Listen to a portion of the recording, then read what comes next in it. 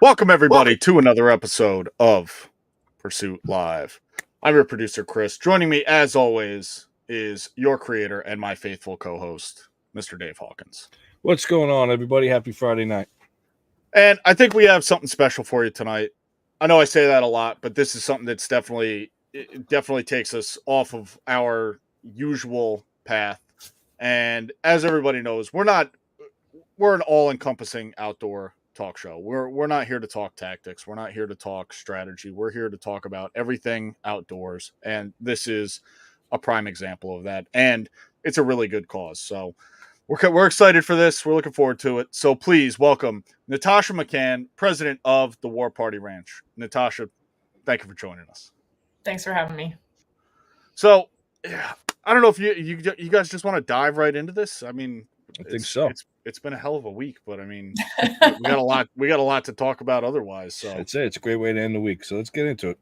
All right, so let's just dive right into this. Natasha, if you could, the one thing that we'd love to hear about is the personal story of the person that we have on. So if you could just kind of tell us a little bit about your background, like where you're from, how you kind of got started in, I don't want to give too much away. I want to let you tell your own story, but kind of how you got started doing what you do. It's been kind of a winding road. I chuckle when people ask me that because my path has veered so many times to get me where I'm at. But I actually grew up in California in the good part. I know everyone gives me a lot of flack for that. I live in Texas now, so everyone always hates on Californians, but grew up in small town, Central Coast, California. And then shortly after high school, I decided to move north. So I moved to Washington. I worked on a cattle ranch and rode colts for them. And they ran like 1,200 head of Hereford beef cattle. So a larger operation in the state, and worked for them for quite a few years. And I kind of bounced around the Northwest. So I lived in Wyoming for a while and worked out there, and then did a little stint in Montana, kind of day working for some folks, and then back to Washington, and back to California, back to Washington. And finally I was bouncing between ranches, and I was an EMT. So I worked on an ambulance, and then came down here to Texas to hone in a little bit more of doing more on the side of preventative care and sports medicine. And I was working in the Western world, with those type of athletes and rodeo, and Texas was it's a hard place to be if you want to be involved in the industry. So I decided to take the plunge, and here I am. Now, I mean, I don't even really know where to start with that. Now, what was really like what was going through your mind? Like, what was really that driving force that said, this is what I want to do? As far as the ranching, I mean, I learned how to ride horses when I was young. My mom got me involved in that, and I was supposed to play basketball in college. Actually, that was kind of always the dream, was like collegiate ball and then or a WNBA. I got in a motorcycle accident and lost offers I had just due to injury. So I just kind of realized, I was like, man, I don't want to pay to go to college when sports were really the only reason I was going. I loved working outdoors. Yeah. My dad was a contractor, so I was his little shadow and buddy for a long time. So I just kind of knew I wanted to work with my hands. I loved working with animals and livestock. So it just seemed like the right fit to try it out, at least while I could. And I loved it. I mean, it was, as soon as I got that job, it was just kind of one of those moments where everything clicks, and it's like, all right, this is what I'm supposed to be doing with my life. And just kind of kept rolling from there. All right. Now, I guess I do have to go into this a little bit. Everybody watches Yellowstone and thinks ranching, that's the dream. That's what I want to do. Can you tell us how ranching really is? I mean, I do get this question a lot, and it's funny because one thing, whether it's Yellowstone or other shows, depict and kind of portray really well is that it is a very romantic way of life. Like you get to see life and death and these beautiful scenes that most people are never going to dream of is country I've seen horseback, and that there's something to be said for that.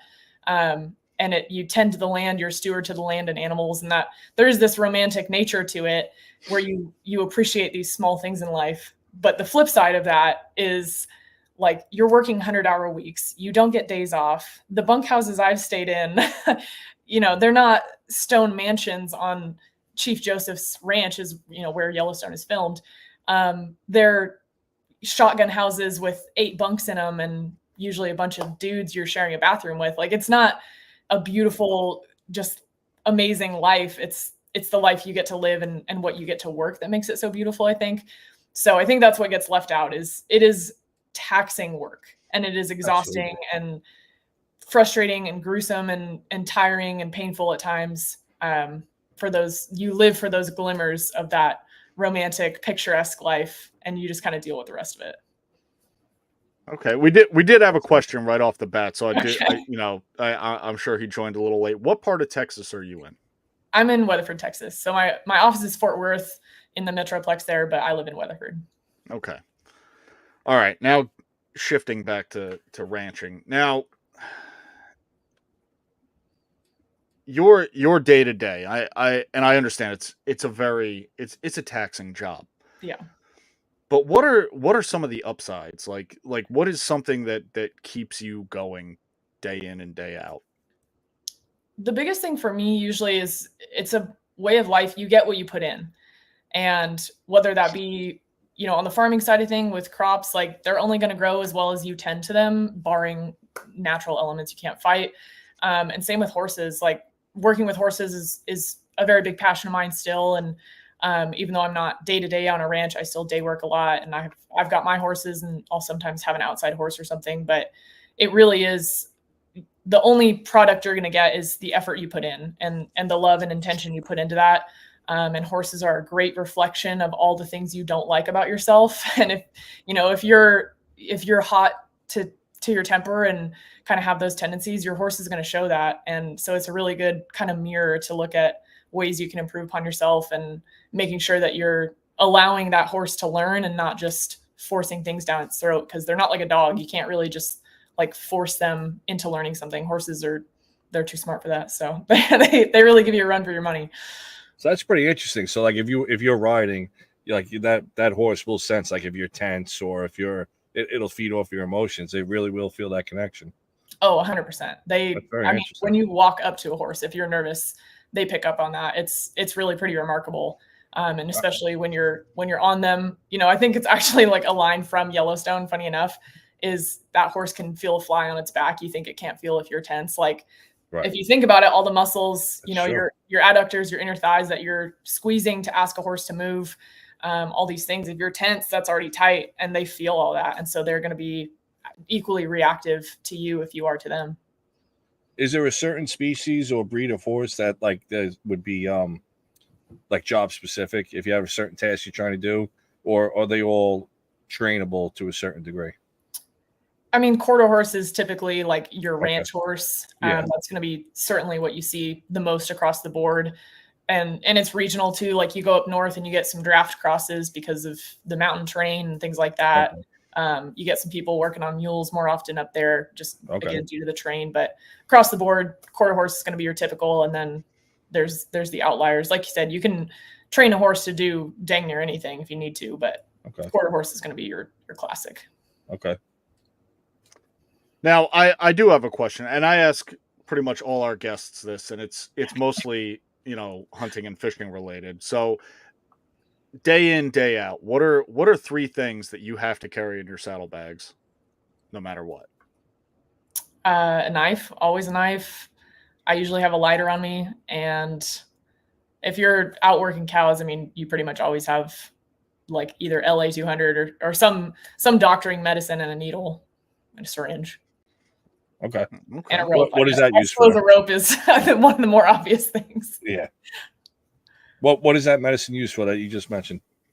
It's just like a basic kind of umbrella cover-all medicine. Okay. So it works on a lot of things. Okay. Rifle or pistol?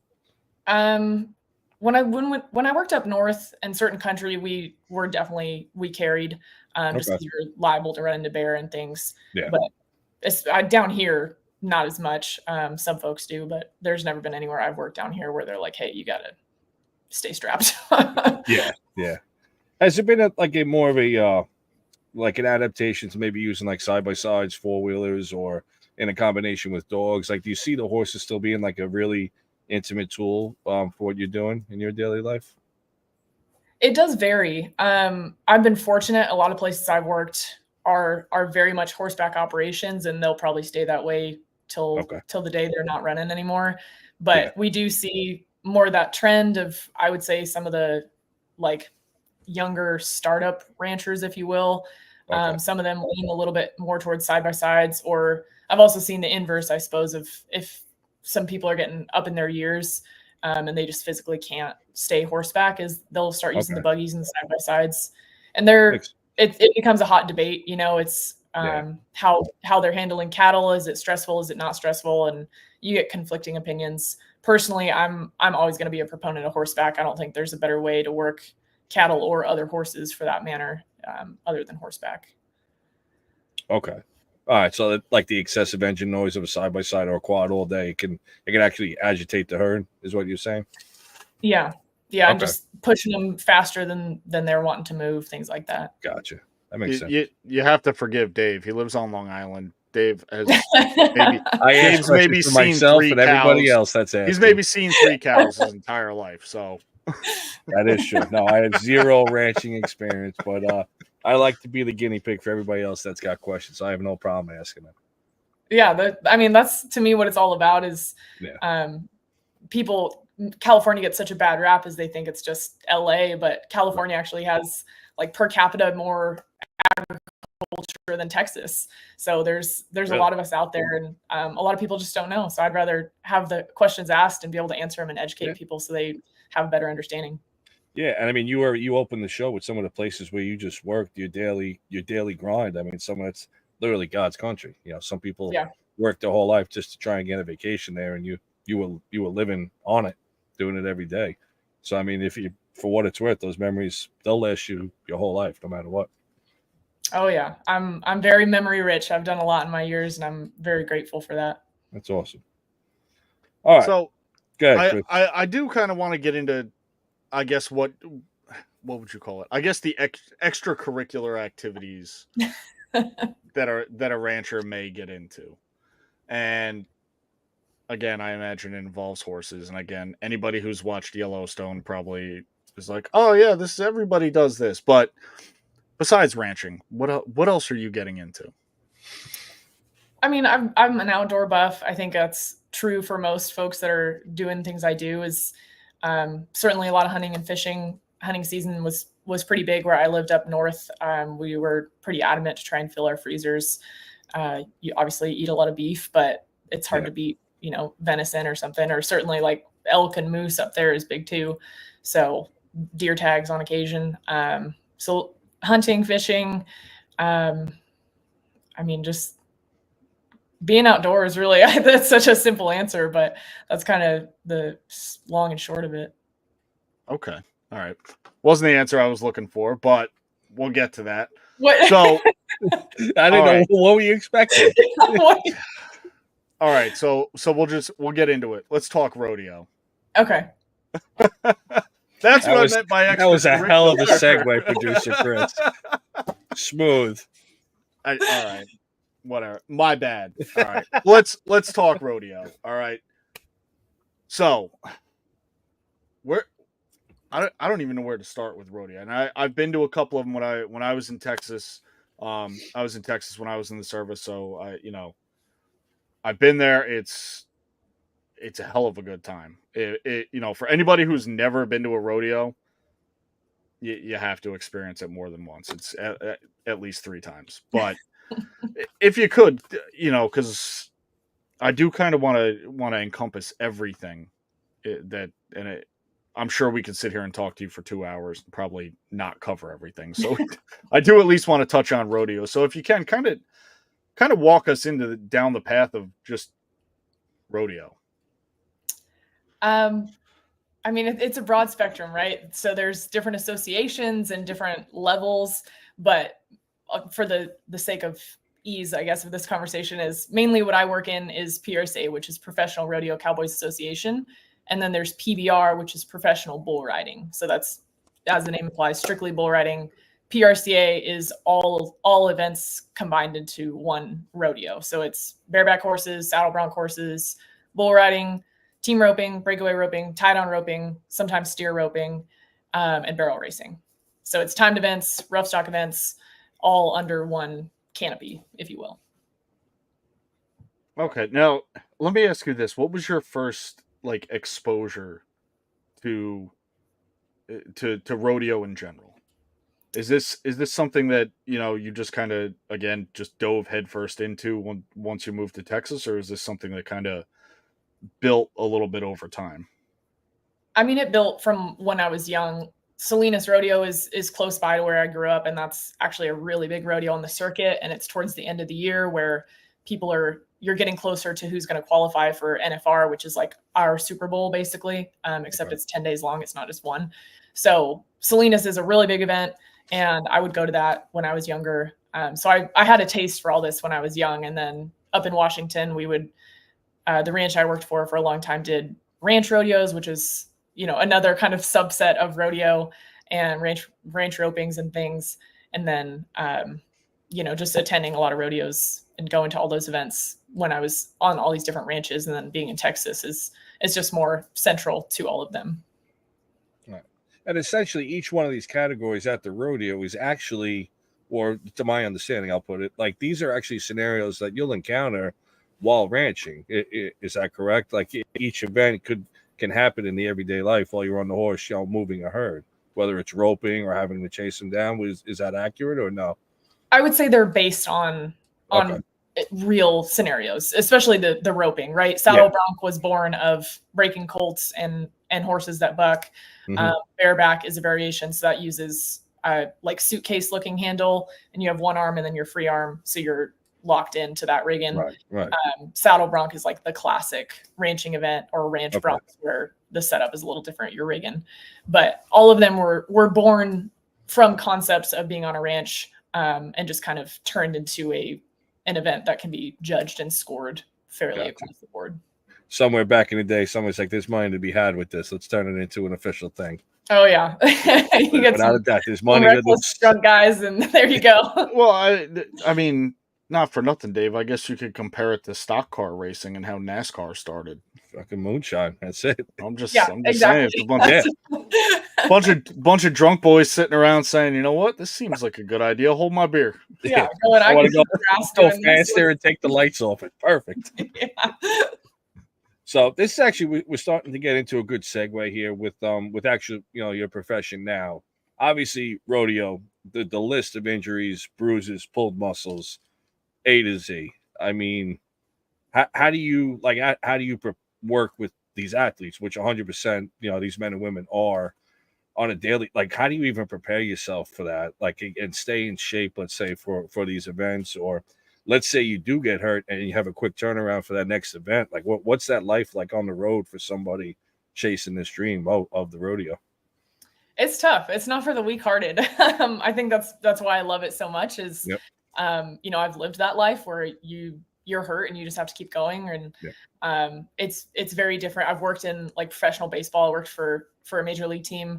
And so you see the comparisons of like what they have as far as sports medicine and what's available to them. And of course the paycheck versus what rodeo athletes have to go through. And we're light years behind, and they just have to be tough. That's an inherent part of it because, like you said, there's sometimes the next event is later that day. Sometimes it's the next day. And during summer, like these guys will hit 40 plus rodeos at times. Their count is sky high. So they just have to kind of keep going. And that's part of what makes my job so fun and so challenging is I have to be really creative because most of them, barring very serious injury, will not take time off. They might take one perf where they turn out. But other than that, it's like, okay, how do we manage what's going on and keep you as healthy as possible given the circumstances you're under? take me up and get me back out there mentality. Yeah. Yeah, I'm sure. Well, there's a lot of pride. This is an event. This is a sport where there's going to be a lot of pride involved, without a doubt. Yeah, You know, and that's maybe more than others. it can be an uphill battle. Yeah. Something I talk to my athletes a lot about, and something I've said often is like, we know you're tough, and that's great, but I need you to be smart, and you have to be smart all the time in rodeo. You can't let your ego get in the way of your actual body, because your body's your career. If your knees and hips are done for, like, you can't spur a bucking horse, you can't draw up and turn your toes out, so you're done. So you got to be smart about these things. Sure. So I mean, what type of training regimen would be ideal if somebody's looking to really get into it? You're not going to go full weightlifting, bodybuilding. You gotta have probably a hybrid of a little bit of everything, I would imagine, right? Dave, you looking to switch careers here or what? Hey, you never know. You could be a bulldogger. I mean, that was another one I didn't mention. Steer wrestling. You could be a bulldogger. Now we're talking. Maybe we're talking. Yeah, you just have to Throw that leverage around. Yeah. That's what I call it. I call it leverage. Yeah. As far as training, that is an aspect of what I do. And I work with another company called Champion Living Fitness for that stuff. But we really do keep it pretty strategic. And some of it is event specific, but it's really catering to the strain that they put their bodies through in their events. So like you said, we actually don't do a ton of weightlifting if they're really heavy on season. Off season, absolutely. But if they're in season, it's a lot of band work. It's a ton of mobility. We really harp on that, making sure hips are mobile. Those are kind of the keystone of mobility in your body, and working up and down the chain from there, so that we're always keeping them moving, getting blood flow, but we're not digging that hole where they're just so taxed physically that then they can't perform to their highest level. Right. Flexibility has got to be a key factor. Like the unnatural movements you're getting put into, you can't be so rigid and rugged. Flexibility, I'm sure, is a key. Yeah. Yoga, is there any yoga or anything like that incorporated with the stretching? Kind of nibbles of those concepts that we incorporate. And like you said, it's such a huge thing, because when we think about like the science of injury and how those things happen, is if most injuries, like a tear, occurs because you're being put into an extreme of a range of motion that your body's not familiar with, and you can't handle that load. And so if we get them used to being put in larger ranges of motion and they're moving through all planes, then it's less likely to occur, in addition to the resistance training, which is going to aid in bone density and make breaks in bones less likely to occur as well. You see that, everybody? Listen, you're getting a science class now. You're a little bit of everything on this show. Chris, do we have any questions on Instagram or anything floating around? We did actually. Do you run any border collies or blue heelers? I have a border collie. A lot of people down here love like black-mouthed cur and yellow dogs. Haven't worked with them a ton. Can't really. I mean, I've seen them work, and it's all just different style. I'm very much a northerner, like buckaroo, flat hatter type. So border collies are more dogs we use, or we run kelpies a lot too. We had some badass kelpies. But it just all depends on region. Everyone has their preference. Texas is very hard and fast, and they're tied off and going 100 miles an hour, and up north's a little bit slower, big loops, and more that buckaroo style. And they're working in combination with you on horseback, or they'll go out if you have a stray, whatever the term may be, and round them back up. Yeah, so they all have commands: go by, get ahead, heels, head, whatever it may be. Certain breeds, heelers, as the name implies, tend to be on the heels, and other dogs will go to the nose. So it's all how you train your dogs, and a little bit of that breeding, of course, that's inherent in their genetics. But they all have commands and then recalls to get them back behind you. That's amazing. I mean, it's like you watch these duck dogs, like with these duck hunters, and the amount of time that so much of it is instinct, but there's a lot of time that goes into it. I'm sure the amount of training for these dogs, or is it just that they're just naturally born into it? There's definitely the genetic element. I mean, it's ingrained in them, but the training is extensive, and there's trials and like competitions just for stock dogs. So it's wildly impressive what some people can do with their animals. Yeah, no, without a doubt. I'm a big dog person. If somebody doesn't like a dog, it's kind of like a red flag in the beginning until I get to know them. Makes you scratch your head a little bit. Yeah, man. We're gonna have to figure this one out here. So. Producer Chris, what you got, buddy? Nothing. I am looking at the time, and like I said, we could probably sit here for 2 hours and not even scratch the surface. But I know we got a lot to cover. So Yeah, a bunch of New let Yorkers trying to play cowboy. That's going to take a while. whoa. What? Slow your roll, Dave. Just because you don't own a Stetson or Spurs doesn't speak for yourself when it comes to New Yorkers. All right, John Wayne. Is that you? Yes, I think I know what you're getting to. Good. Why don't you make that segue, Chris? All right. So, besides all of this other awesome stuff that you're involved in, you are involved in the War Party Ranch and the War Party movement. And we definitely want to take a good amount of time and kind of talk about this because it is an important thing that, is probably not as well known as it should be. And we do want to give it, as much time as we can to talk about. So, if you feel comfortable, we'd like to start diving into this. Yeah, absolutely. All right. Well, I guess, the show's officially yours, wherever you want to take it. That's it. How how did all this get started? Let's start with what is the War Party movement and War Party Ranch? Let's start. Yeah, I'll explain what it is, and then we can go from there. Absolutely.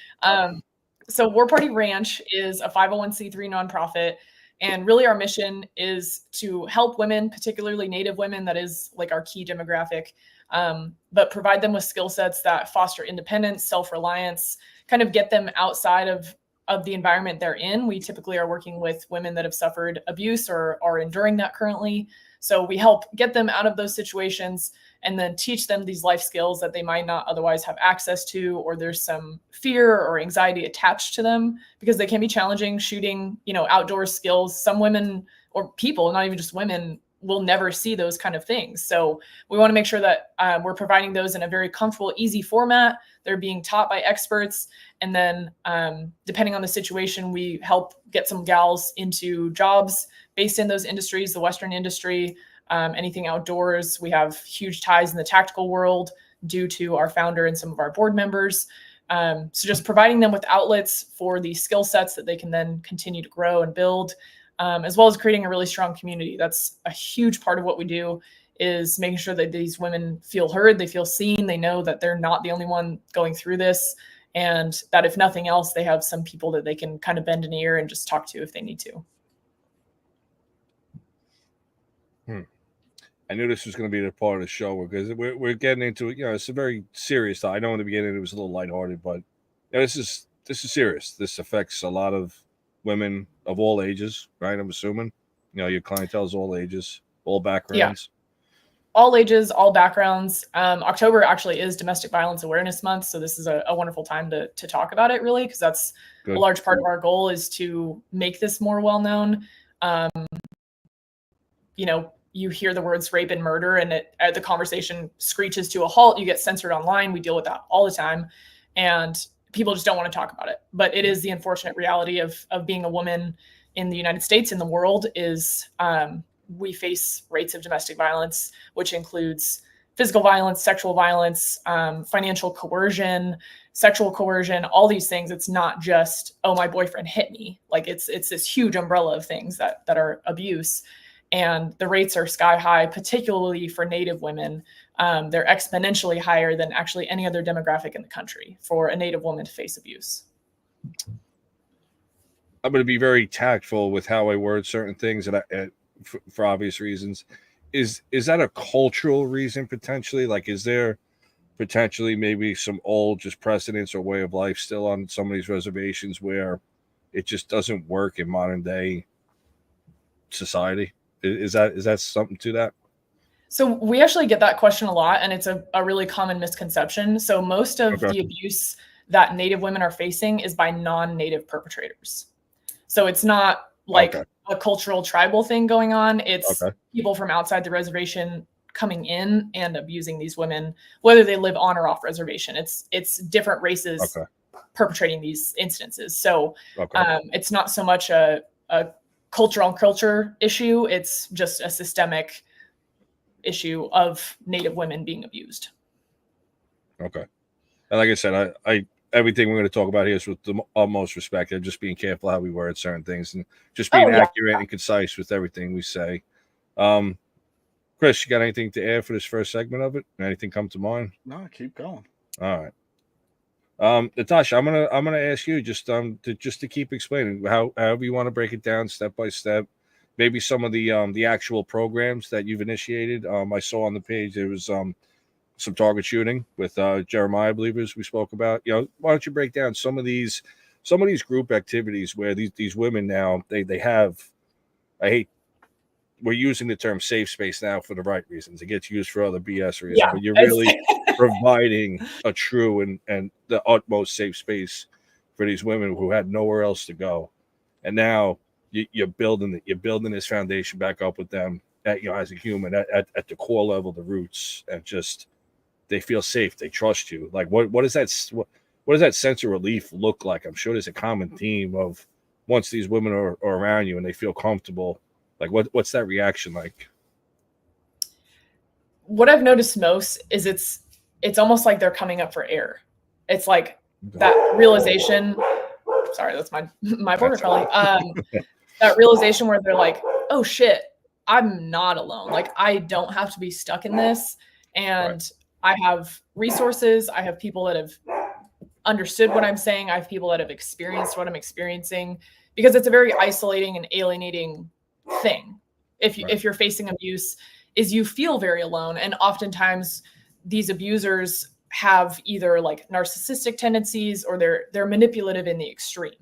And so you feel so isolated because they've told you you're isolated and they've told you no one's going to believe you, or, you're making this up, or you deserved it, XYZ. There's a million, things that abusers will tell the person they're abusing. And it makes it very hard for that individual to be able to seek help. So that's the thing I noticed the most is once we got them in a group and kind of created, like you said, that safe space, as comical as that word has become anymore, is giving them an opportunity to kind of talk about this and relate to each other and share experience. And it's just, you can see this relief of like, oh my God, like this wasn't in my head. This wasn't what I deserved. This was a bad individual taking out their issues on me. And the relief they feel to have community and people that it's just purely caring from an altruistic place. That's been the coolest thing for me to see is them be able to breathe and be like, okay, like this really sucked, but I'm going to be able to move forward. And I have resources to help me move forward now. Yeah. Like you have the mental strength, you have the mental tools now, which is almost as important as the physical capabilities. Sometimes that is almost the more critical part, having that power within yourself, that confidence within yourself to have that hard conversation, or just to stand your ground and face whatever is thrown at you. Yeah. So, and that's like a big part of what we're doing too, is that almost preventative side. Is we work a lot on, okay, this has happened, how are we going to mitigate this now? Right. But we want to teach especially young women and men too. Men face abuse at lower rates than women, but it's still there across the board. Physical, emotional, sexual, across the board, men are abused as well.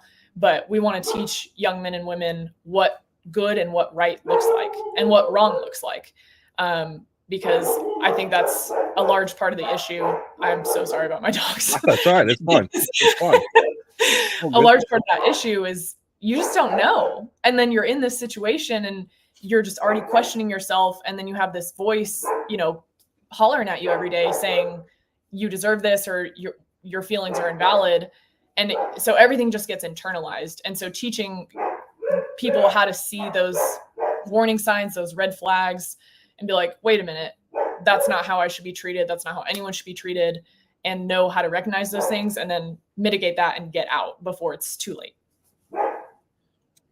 You see a lot of substance abuse or maybe alcoholism, directly linked to some of the ladies and men that you're helping? It definitely goes hand in hand. Yeah. They're numbing agents, and that's sometimes just what people opt for. And when you lack emotional resources or resources like us, or even the domestic violence hotline, sometimes it's the simplest thing. So again, on that preventative side is teaching people skill sets to cope with anxiety, cope with those negative thought patterns, and place those energies into a better system. So I guess it's a good segue into like the first clinic we had. I've kind of shifted us into that clinic model. It's been a big proponent of what I've wanted to help us achieve as a whole as organization. So we're doing clinics that teach these skill sets, kind of give you that just a taste of what each one is like. So the first one was a physical wellness weekend.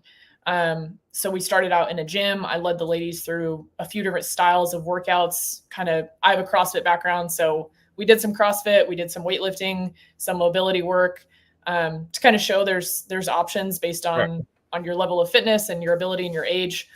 And then from there, we went to a ranch that a buddy of mine has and graciously let us use, and kind of did some land navigation, basic camp setup, which is another thing. Like a lot of people have never camped, which is so funny because if you grew up in the outdoors, you're like, oh yeah, pitch a tent, like get away from the wind break or get into a windbreak, all these things.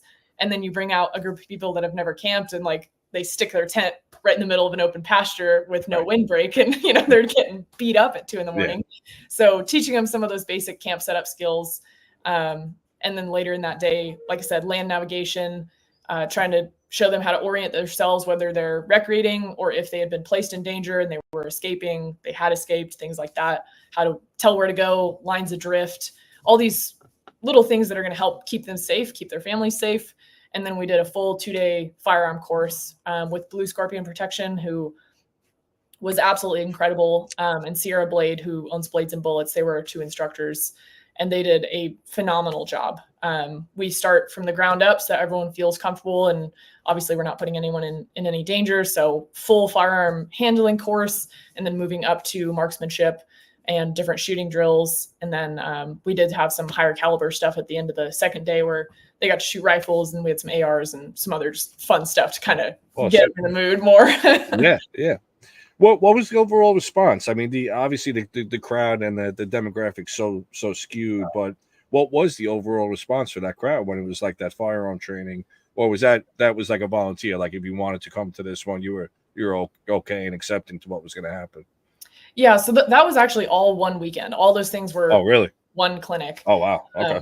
So when we were advertising that, we were very clear, like, hey, this is all the stuff you're going to be doing. They had sign waivers and all that jazz. Yep. But so they're well aware what they're getting into.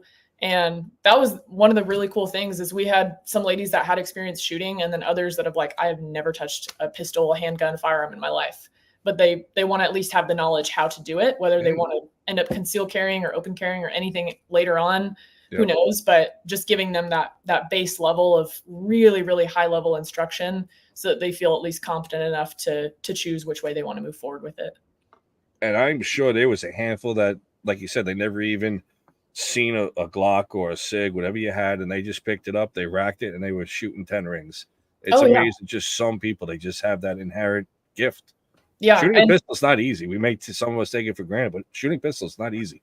Absolutely. And that's the cool thing is like every instructor I've ever talked to always tells us women just have that inherent skill set for handgun shooting, as we're just a little bit more inclined to it as far as marksmanship.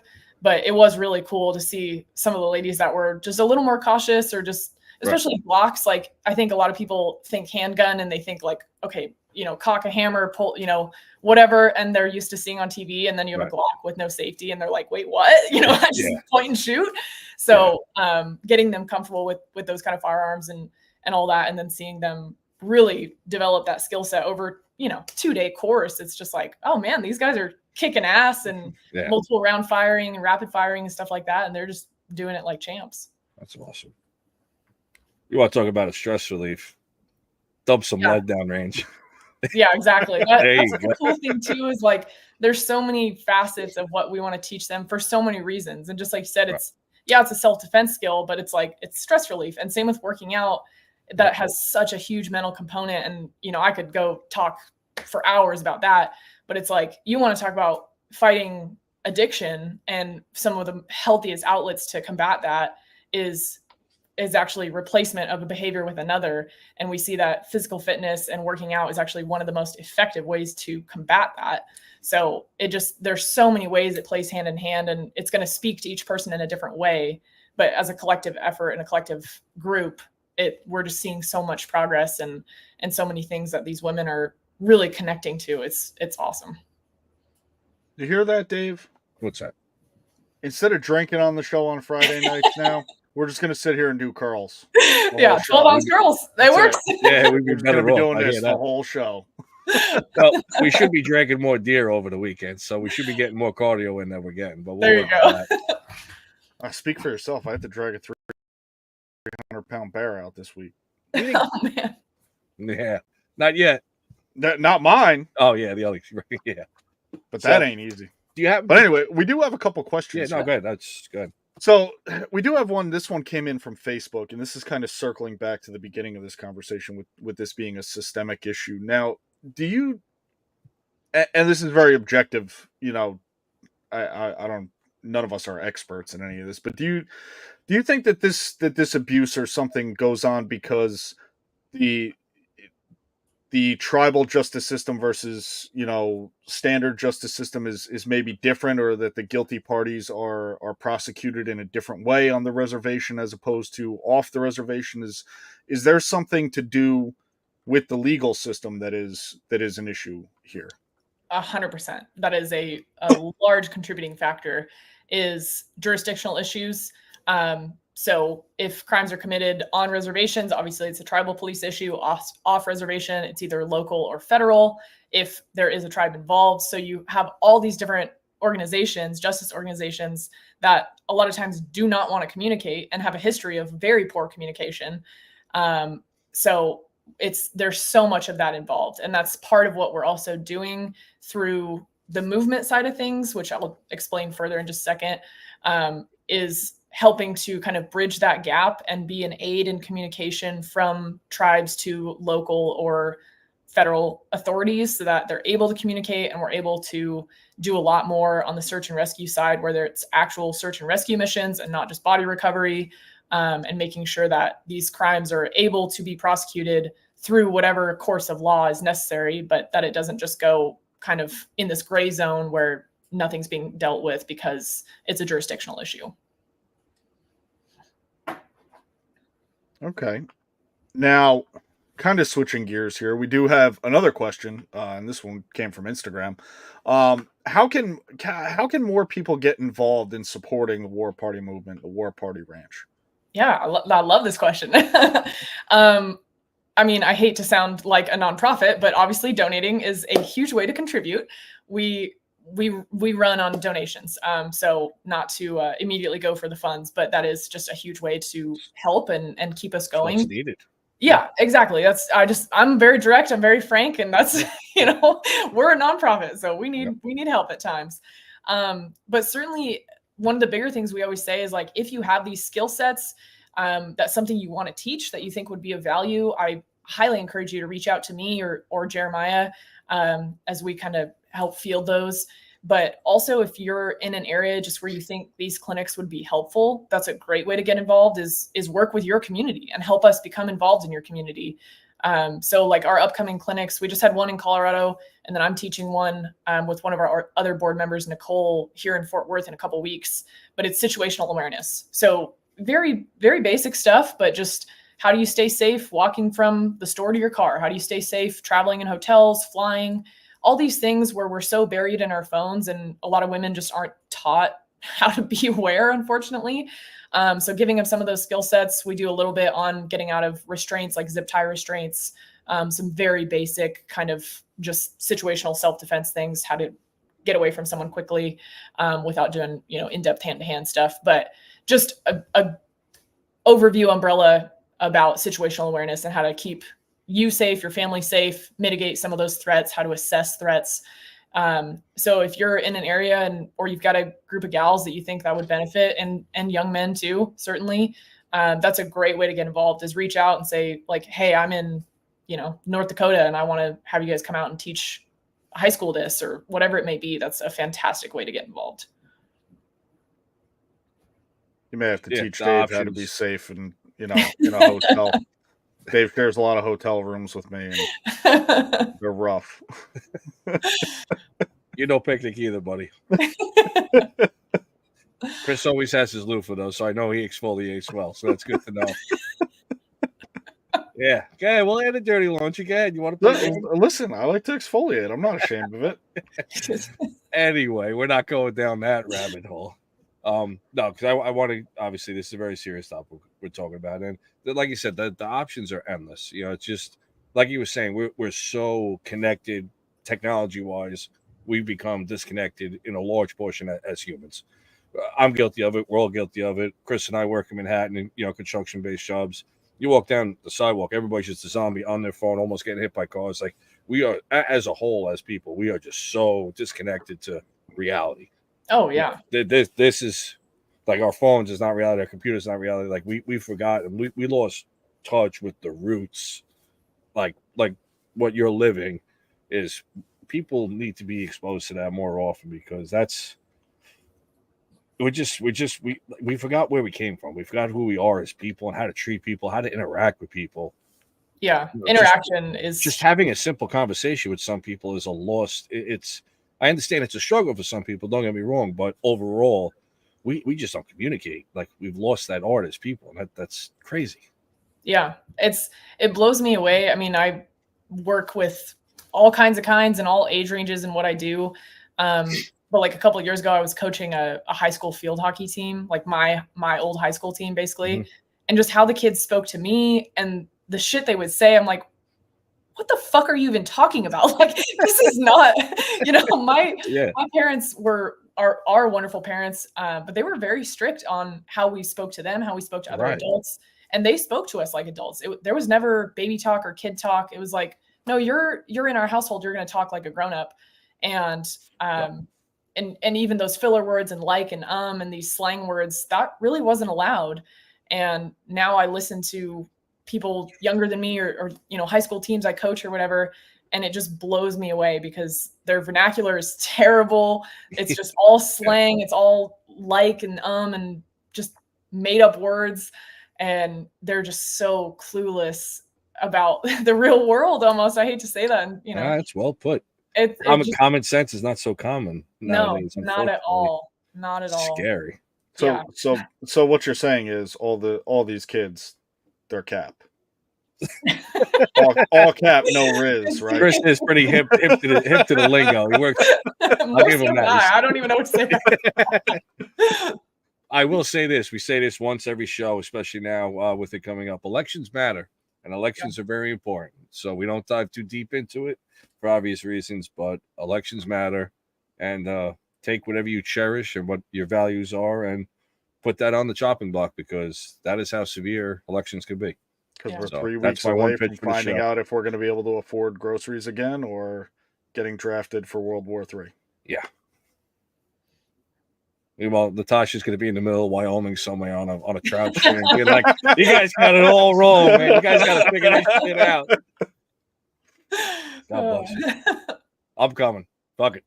Yeah. Put me on a horse. I'll figure out a horse in a day or two. I'll be sore as hell, but I'll figure it out. I feel bad for the horse. I would pay to see that.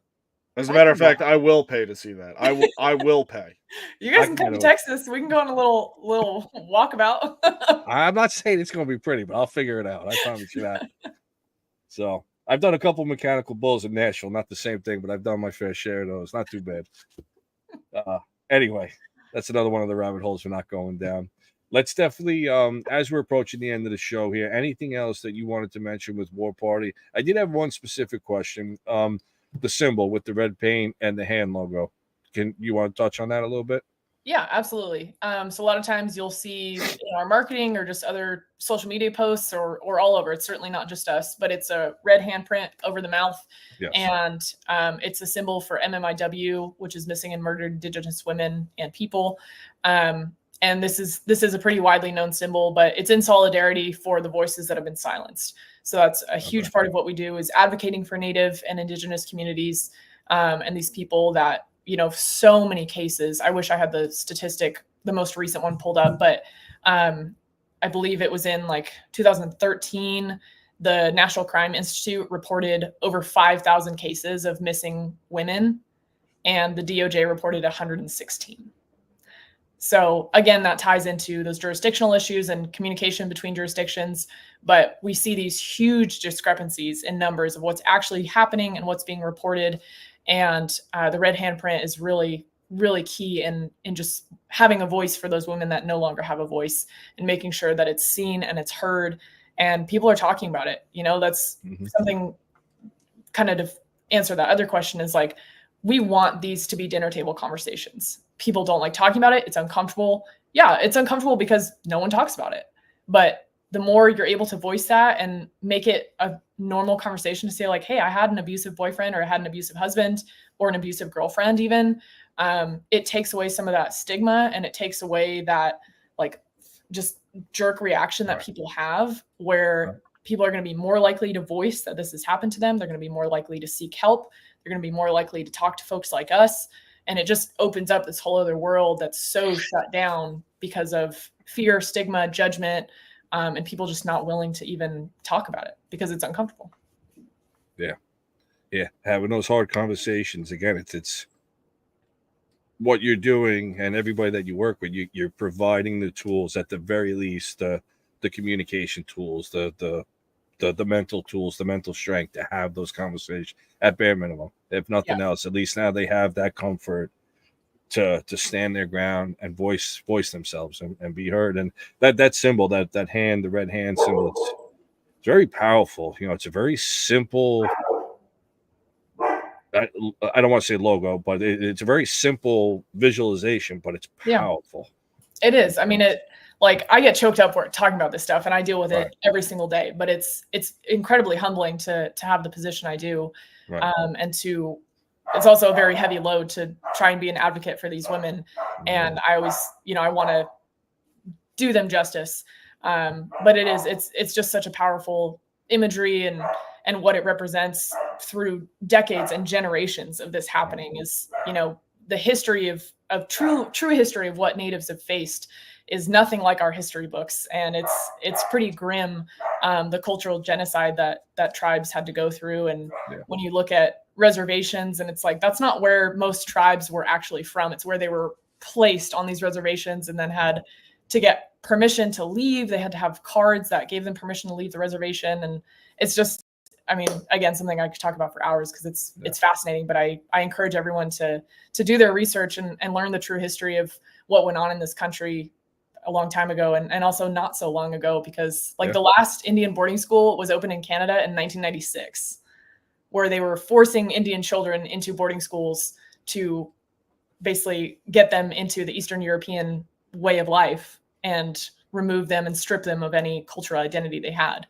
As well as endure horrific abuse at the hands of these schools they were in. So if, people think this was ages ago and it was just the terrible Apaches or something, actually most Apache tribes that they're so notorious for scalping, that was the highest level of sin for certain Apache tribes was you weren't allowed to scalp. That was a nomadic Apache tribe.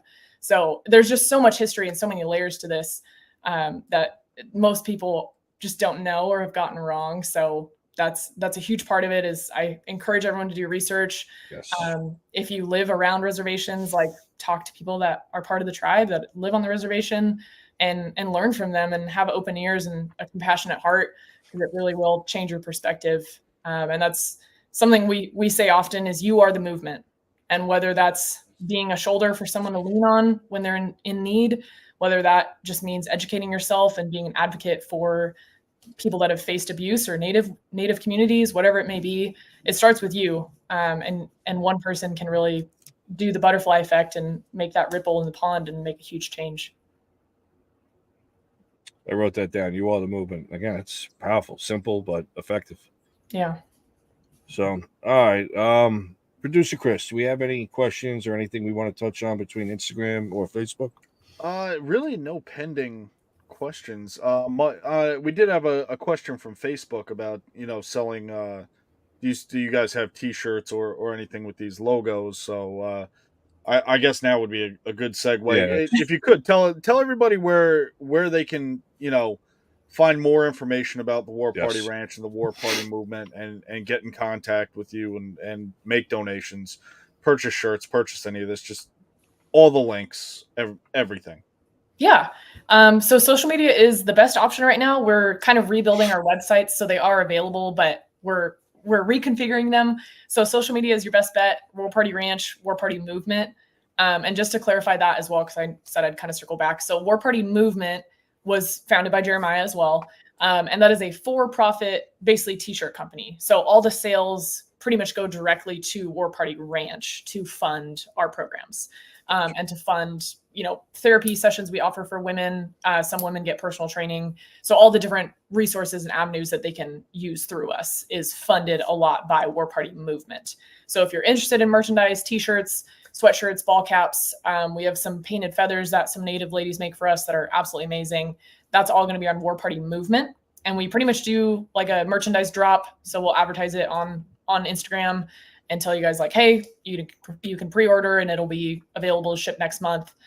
So we have our War Party Ranch t-shirts.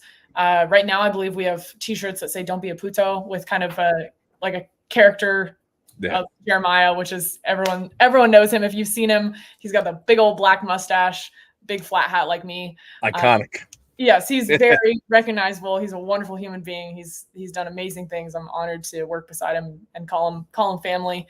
But so that's the "Don't be a puto" shirt. And then we have some other drops. There's some cap t-shirts, which you'll see on the website, and all sorts of cool things. So that's your best bet for merchandise. So keep updated with that on social media. And of course, if you have questions, if you want to attend a clinic, if you want to host a clinic, anything like that, get involved. You can always email me. It's just natasha@warpartyranch.org. And all of our contacts are also available through social media or the website. Awesome. Well, Chris, somehow, some way, I think we did it, but I think we actually proved we can hold up to what we call this show, and it's anything outdoor related. And these are the types of stories we want to touch on. I have nothing to add. Seriously, I knew this was going to be a very interesting show, very serious show, because it is. We had some laughs along the way, which is fine. But at the end of the day, everything that you're representing, Natasha, everything you're doing, your whole team, everybody behind you, you in a way, you're doing God's work. So it's very important. And we'll talk more after the show. But officially, I think I will speak for Chris. Anything the Pursuit Live team can do for War Party Ranch and the movement, we're behind you. Well, I appreciate that. That's extremely high praise. And like I said, I'm honored to be in the position I am. It's very humbling, and I try to do it justice and do justice for the women and men that we help. But it's a privilege to be in the position I'm at, without a doubt.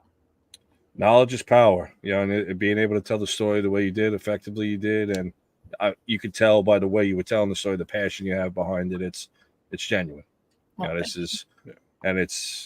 is a reality for people that if you don't know about it, you're fortunate to not know about it. And that's where you got to be able to listen. You got to be able to communicate with people. Just reach out and just again get back to those roots of just being good people to each other. It's that simple. Absolutely. And it's funny you say that. Like, it is such a serious topic, and I'm always like smiling and giggling, and I talk about this, and I do light up because I'm so passionate about it. Right. But it is super serious. But that's kind of like, I want to exude that I care about it so much, and that it brings me so much joy to do this work, because I think it just makes it all the easier for someone to reach out.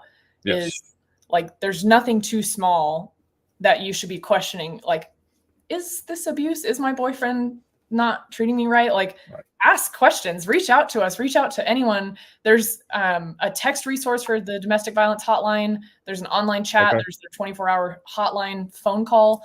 So there's so many resources, like, just outside us, even for domestic violence, that if you're questioning, just know, like, there's people like me that this is what I care about, and I put my heart, sweat, and tears into, that want to help you. So it doesn't have to be a scary thing. You don't have to feel silly or ashamed or any of those other things that might be associated with it. There's a lot of good people out there to combat the not so good people. Right. You're not alone. Yeah. Like Chris, Chris's army, and you could speak just sometimes, that you're not alone mentality. I'm sure you've had conversations with guys, Chris. I don't want to say that I have experience. I don't, but just hearing that from somebody or saying that to somebody, I'm sure at certain times could be life-changing. You don't know. So, yeah. Well, I think on that note, producer Chris, buddy, why don't you wrap us up, man? I don't want to take away from a great episode by saying anything further. I don't think. Well, I guess that's it. In the words of our friends Bill and Ted, just be excellent to each other. Yeah. It can be that simple, but we seem to F it up pretty good sometimes.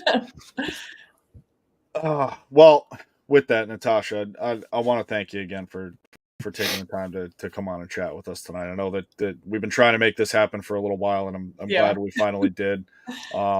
And again, if you can, just one more time, tell everybody where they can get in contact with you, or any of your social links, or anybody who's experiencing abuse, how they can get in touch with somebody.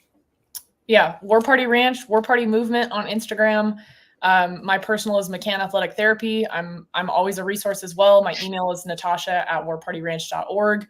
And then, of course, if you're experiencing domestic abuse of any sort, there's the Domestic Violence National Hotline. There's a text option. There's a online chat. And if you just Google domestic violence, they're the first thing that pops up. Awesome. Seriously, thank you, for sharing this story. It's important. Things like this, it's just, they got to be known. They got to be talked about. So, well, thank you for giving us the opportunity to talk absolutely. about it. All right, Chris, what do you think, buddy? With that, again, Natasha, thank you again for coming on. This was a great episode, and hopefully there's more that we can work together on in the future. So hopefully this is just the start. I hope so. So with that, everybody, thank you for tuning in tonight. You can catch us every week live 8 p.m. on Friday nights. To everybody that's going out this season, please shoot straight, good luck, and be safe. And remember, be excellent to each other. There you go.